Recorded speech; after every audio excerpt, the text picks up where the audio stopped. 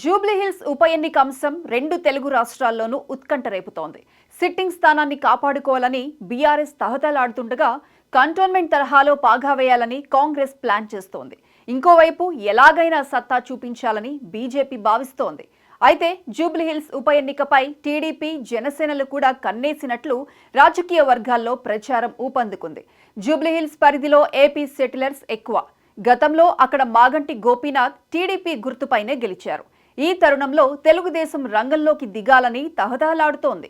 అయితే ఏపీ తరహాలోనే BJP, TDP, Janasena కూటమిగా వెళ్తాయా? అదే జరిగితే పోటీ చేసేది ఎవరు?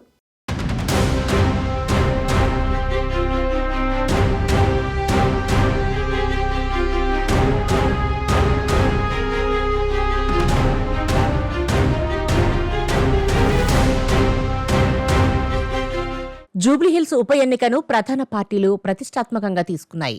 బీజేపీ, కాంగ్రెస్, బీఆర్ఎస్లు మాత్రమే కాకుండా టీడీపీ, జనసేనలు కూడా దృష్టి పెట్టాయన్న వార్తలతో ఆసక్తి మరింత పెరిగింది. కాంగ్రెస్ అయితే కంటోన్మెంట్ తరహాలో విజయం సాధించాలని చూస్తోంది. గ్రేటర్ పరిధిలోని సీటు కావడంతో ఈ ఎన్నిక ప్రాధాన్యత సంతరించుకుంది. 2023 ఎన్నికల్లో గ్రేటర్ హైదరాబాద్లో కాంగ్రెస్ ఒక్క సీటు కూడా గెలవలేకపోవడం ఆ పార్టీని ఇబ్బంది పెట్టింది.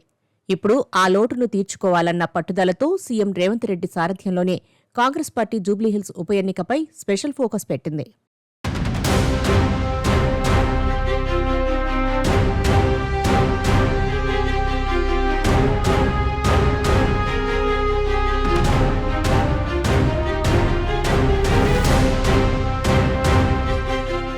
తెలంగాణ రాజకీయాలు అధికార కాంగ్రెస్, ప్రతిపక్ష బీఆర్ఎస్తో పాటు బీజేపీ చుట్టూ కూడా తిరుగుతున్నాయి. కొన్నాళ్లు సైలెంట్గా, మరికొన్నాళ్లు హడావుడిగా తెలంగాణ బీజేపీ తెలంగాణలో తన ఉనికిని కాపాడుకుంటూ వస్తోంది. కొత్త అధ్యక్షుడిగా ఎన్నికైన రామచంద్రరావు మాట్లాడుతూ జూబ్లీహిల్స్ ఉప ఎన్నికల్లో పార్టీ గెలిపే ధ్యేయంగా అందరూ పనిచేయాలంటూ పార్టీ కేడర్కు, లీడర్లకు పిలుపునిచ్చారు. బలమైన ప్రతిపక్షం ఉంటే అధికార పక్షానికి ఉప ఎన్నికల్లో విజయం సాధ్యమని, ఆ దిశగా అందరూ కలిసికట్టుగా పార్టీ బలోపేతానికి నడుం బిగించాలంటూ, అందుకు పార్టీ అధ్యక్షుడిగా తనవంతు కృషి చేస్తానంటూ చెప్పుకొచ్చారు. ఈ ఉప ఎన్నికలో బీజేపీని విజేతగా నిలబెట్టి తన నాయకత్వం మీద సొంత పార్టీలోనే వచ్చిన అపోహలను, అనుమానాలను తొలగించుకుని రాష్ట్ర నాయకుడిగా తగిన గుర్తింపు సంపాదించుకోవడానికి రామచంద్రరావు తాపత్రయపడుతున్నారు.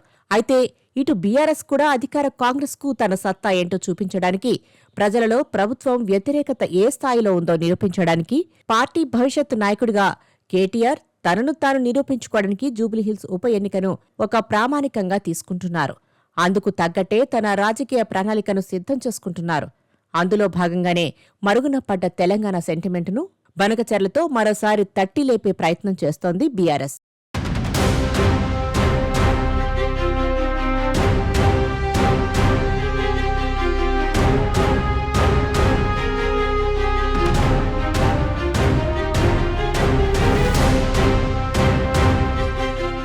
బీజేపీ, బీఆర్ఎస్, కాంగ్రెస్ జూబ్లీహిల్స్లో పాగా వేసేందుకు తహతహలాడుతుంటే ఆ సీటుపై టీడీపీ, జనసేనలు కూడా కన్నేశాయన్న వార్తలతో మరింత ఆసక్తి పెరిగింది. అయితే ఆ రెండు పార్టీలు బీజేపీకి మిత్రపక్షాలు. జూబ్లీహిల్స్లో ఏపీ సెటిలర్ ఓట్లు ఎక్కువ. గతంలో మాగంటి గోపీనాథ్ టీడీపీ తరపున గెలిచారక్కడ.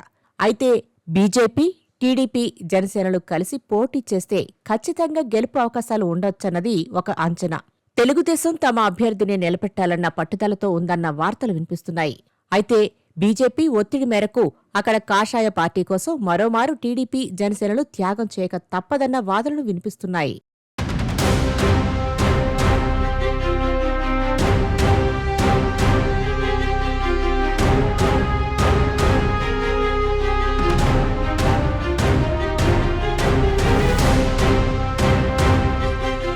హైదరాబాద్ నగరంలోని అత్యంత సంపన్న, ప్రముఖ నివాస ప్రాంతాలతో కూడిన నియోజకవర్గమే జూబ్లీహిల్స్. ఇక్కడ ఎమ్మెల్యే అవడమంటే ఎమ్మెల్యేలకే ఎమ్మెల్యే అవడం. రెండు తెలుగు రాష్ట్రాల్లోని ఎమ్మెల్యేల ఇళ్లన్నీ దాదాపు జూబ్లీహిల్స్లోనే ఉంటాయి. అంటే జూబ్లీహిల్స్ ఎమ్మెల్యేగా గెలిచిన వారు ఎమ్మెల్యేలకే ఎమ్మెల్యే అవుతారన్నమాట. ఈ నియోజకవర్గం పరిధిలో ఎర్రగడ్డ, బోరుబండ, యూసఫ్గూడ, షేక్పేట్, శ్రీనగర్ కాలనీలోని కొంత భాగం వంటి కీలక ప్రాంతాలున్నాయి.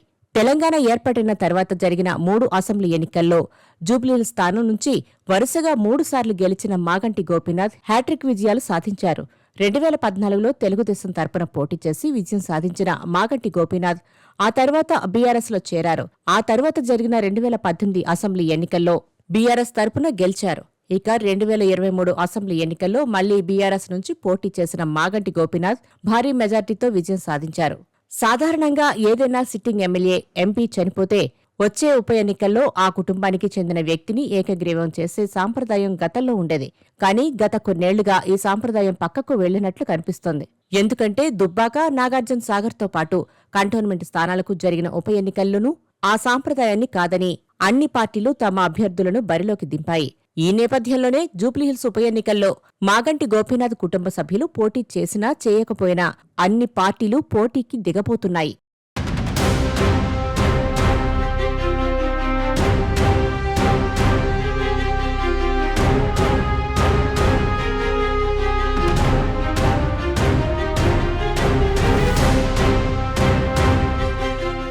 జూబ్లీహిల్స్ పరిధిలో జనసేనకు ఉన్న బలాన్ని తక్కువ అంచనా వేయలం. టీడీపీకి కూడా సొంత బలం ఉండడంతో బీజేపీని కాదని ఆ పార్టీయే అభ్యర్థిని నిలబెట్టాలని ఊవిళ్లోరుతోంది. అభ్యర్థిగా గతంలో కూకట్పల్లి నుంచి పోటీ చేసిన నందమూరి సుహాసిని పేరు మళ్లీ తెరమీదకు వస్తోంది. పార్టీకి పునర్వైభవం తీసుకురావాలని భావిస్తున్న చంద్రబాబు ఈ ఎన్నికల్లో పార్టీని పోటీకి దించాలని భావిస్తున్నట్లు సమాచారం. బీజేపీ మాత్రం తమ అభ్యర్థికి మద్దతివ్వాలని టీడీపీ, జనసేనలపై ఒత్తిడి తెస్తోందట.